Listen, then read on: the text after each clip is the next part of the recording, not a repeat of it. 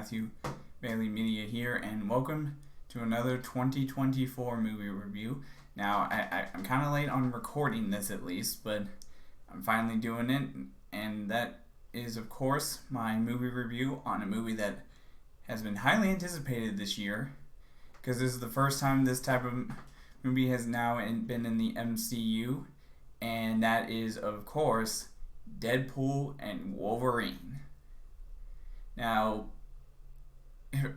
if I'm being totally honest with what I thought of this movie, it was great. Yep, that you have it right there. It was so great that honestly I cannot believe how much of a good movie this was. Honestly, I was a little worried that this movie was going to get affected by Disney and what they've been doing to a lot of their projects recently. Where literally the last thing I actually saw from Disney was, no surprise, on a streaming show that, like I said in my last review for it, that is one big pile of shit. Yeah, basically, and I'm not saying this one was that. I'm saying that the last thing I reviewed from Disney, being The Acolyte, was that. But with this movie, Deadpool and Wolverine, again, I'm gonna try my hardest not to spoil this movie for you guys, but all I can say is it was great. It really was. This is the first time that Deadpool and Wolverine have been in the MCU now, in a way.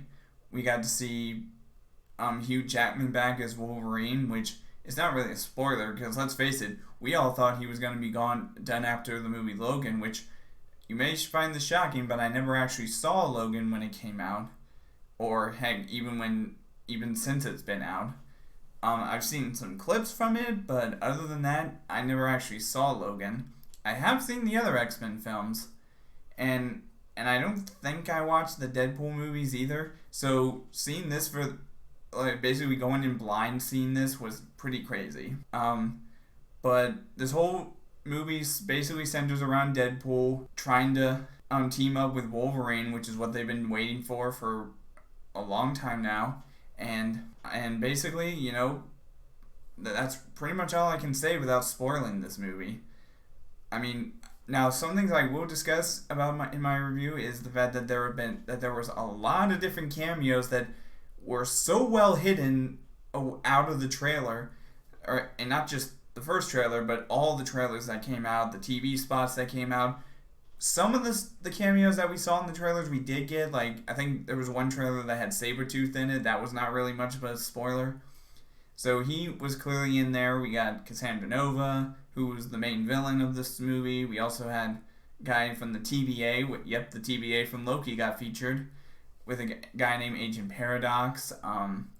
We also had, like I said, there was a lot of different people in here. Now, in regards to the other cameos that were not spoiled or featured in the trailers, boy, I gotta tell you, there were so many cameos that honestly I was not expecting these people to show up.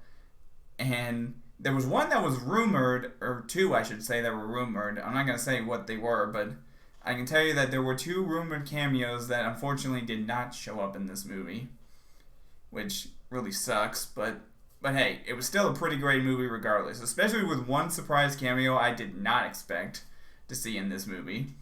Now, I'm hearing there's going to be a director's cut of this film sometime later this year. Like, they're going to release a director's cut on DVD, probably.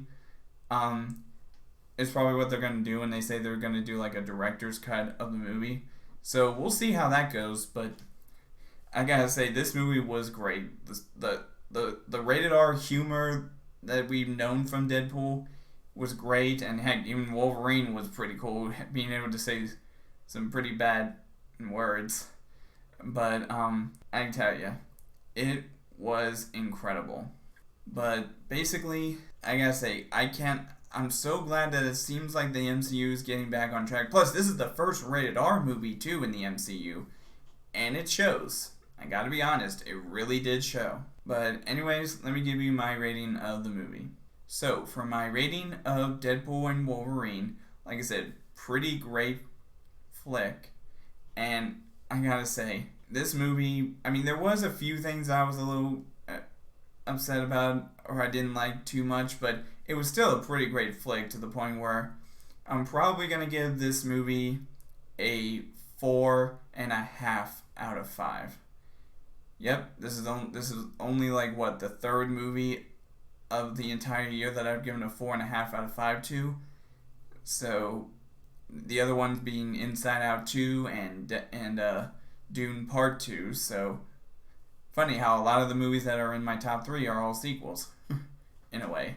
So anyways, that's all for now in my in this movie review. Now the next movie review you're probably going to see from theaters, that is most likely Harold and the Purple Crown. Pretty curious how that movie's going to go, but anyways, that's all for now, and as always, I will see all you guys in the next video.